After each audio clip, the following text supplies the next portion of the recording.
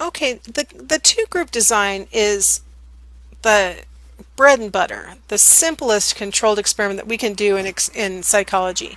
It's like definitely the starting point. I'll give you an example of a two-group design. That would be if I were able to convince my research assistants that we should start with this, where we have two groups of participants. Well, no, two kinds of stimuli, 60 frame rate and 120 frame rate, and all the participants experience both conditions. That's a great example of a repeated measures two-group design. Two groups, one independent variable with two levels. So the independent variable is frame rate, and there are two levels, 60 and 120. The levels are oftentimes referred to as conditions or as groups. When you get to your stats class, they'll call them levels, and so it's good for you to get used to that terminology now. So never hurts to start preparing now. So the levels are known as conditions or groups, but we call them levels. So oftentimes the basic model is that you're going to have an experimental group who receives the independent variable and a control group who does not receive the independent variable.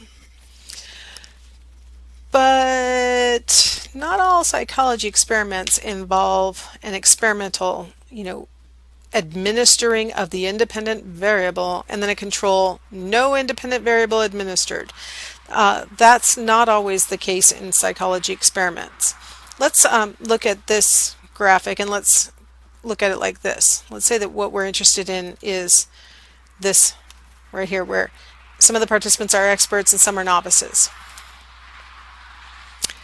What would be the experimental condition? The experts or the novices?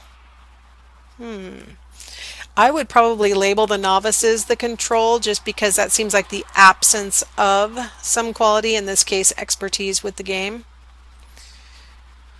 But you can see my point, right? It's like which one's the control and which one's the experimental. How about if we went ahead and expanded out here and had PC games versus console games experience as our independent variable? Which one's the control and which one's the experimental condition? They both seem reasonably, it's like two versions of the same thing, right? That's well, and I mean, even if we look at frame rate, which one's control and which one's experimental? They're like two versions of the same thing. That's the way that most psychology experiments are. They have two groups who are receiving two versions of the same thing. To simplify things in my mind, a lot of times I'll think to myself, well, whatever the thing is that we're trying out, we'll call the experimental condition. Whatever is normal, we'll call the control condition. That might help, I guess. I don't know. Here's an example of a two-group design where the treatment is whether the participants experienced songs or not before they took a test, their post-test vocabulary test. Adding something, I guess, is what makes this the experimental group. Sorry, I clicked. Adding something, adding songs and not having the songs present, make that the control condition. But if you're familiar at all with the just sort of standard research methods, a lot of times the example that they'll give is drug trials, where they'll say, well, the experimental group got the medication that they were testing and the control condition got the placebos. Well, that's nice and stuff, except for a lot of times in psychology we don't have clear-cut placebo conditions. I made up some little fake data to represent whether it worked or not. In the two-group design, a lot of times we want to make sure that the groups start out equal, and so what we've got here is we gave them all a pretest. They've scored roughly equal. Then we've got these guys experiencing songs, these guys experiencing no songs, and then we gave them a post-test. The experimental condition did way better at the post-test than the control condition did, even though they started out roughly equal. So we can conclude that hearing songs boosted their performance. Sometimes it's easier to see that change when you have a graphical depiction. So we get the songs versus the no songs, pre-test versus post-test. All right. Now, I mentioned in our frame rate study that we're thinking about including some participant characteristics as independent variables.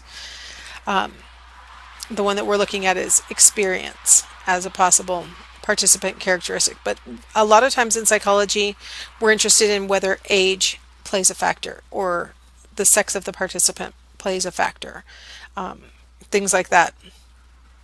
Participant characteristics are aspects of the participant that are going to be treated as if they are independent variables. So even though I don't have control over whether you are male or female, I'm going to put the males in one condition and the females in another condition and treat those things as if they're independent variables. They're not real independent variables because we cannot manipulate those. As the experimenter, you need to be able to manipulate true independent variables and randomly assign some participants to one condition and some participants to the other. So the fact that we don't have manipulative capabilities makes it not a real independent variable. The big difference, so if you introduce a participant characteristic of any sort, you're no longer doing a true experiment. Why? In a true experiment, you need to be able to randomly assign your participants to groups. What that means, I said this way back in the first segment of this chapter, what this means is that each participant has an equal chance of being in either group. It's not the same thing as random selection, where everybody in the population has an equal chance of being included. Random assignment is when you're going to be given your sample, everybody has an equal chance of being in either the control condition or the experimental condition. You really only want to use random assignment if you have at least 20 participants. Some people even say 30. Here's an example from another medical study. They had 53 eligible patients. 23 of them ended up not being included in the study because 13 refused. That would be the opt-out condition, right? And then 5 had a bad echo window, 2 had atrial fibrillation, 1 had valvopathy, 1 died, and 1 got pregnant. So 23 people were pulled from the group of eligible participants, leaving 30 participants to be randomized. Now, they must be far enough along in the tests on carvedilol, I don't know. They must be far enough along in their trials that they're feeling pretty confident that it works because they've overloaded the experimental condition. They've put 20 participants into the experimental condition and 10 into the placebo condition. When they've gotten to the point in drug trials where they feel fairly confident that the drug is going to work and that it's not that harmful, they'll try and give more participants the benefit of the treatment. Partly because more participants in the treatment condition will help to really reveal side effects, having more people who might have more variations of side effects. Anyway, I'm not here to explain medical research, am I? So 30 participants had equal chances of experiencing the treatment or the placebo. That's the idea with random assignment. Now, why is random important? Why is it important that they all had an equal chance? When we use random assignment, that's going to create independent groups. What that means is we're going to be able to make comparisons between people. Between subjects is what it's called, even though in psychology we don't use the word subjects that often anymore. Random assignment allows us to make comparisons between the participants that are in the different groups, in the two different groups. If our participants came to the study with inherent individual differences between them, those individual differences should be equally distributed across the two groups if you use random assignment. So let's say that in our drug trial here, there are individual differences in the biology that would make, within the participant, within the patient, that would make them more or less responsive to this particular drug intervention. Let's say that there are individual differences in how effective this drug might be. By using random assignment, you have an equal likelihood that people who are very likely to benefit from the treatment will end up in the treatment group, and people who are very likely to benefit from the treatment end up in the placebo group. And vice versa. The ones who are unlikely to respond well to the treatment will end up in the treatment group just as often as they would show up in the placebo group. The goal is to try and make those groups fundamentally the same at the beginning, and randomization allows us to do that. It allows us to make sure that any differences between people get randomly distributed between the groups so that you don't end up with one group being stacked with all the people who are most likely to respond to the treatment in one group and all the people who are least likely to respond to the treatment in the other group. So random assignment allows us to have confidence that our groups start out basically the same. Now the key thing is, like I said, you need at least 20 participants.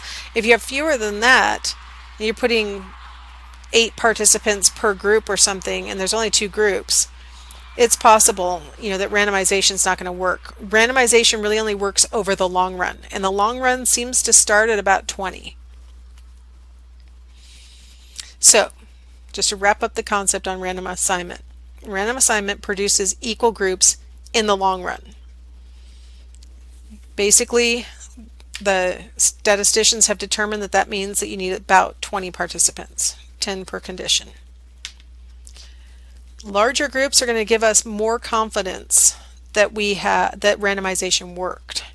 And so if you can have 15 participants per condition or 20 participants per condition, giving us a total of 30 or 40 participants in the study, that's better because randomization will work better over the long run.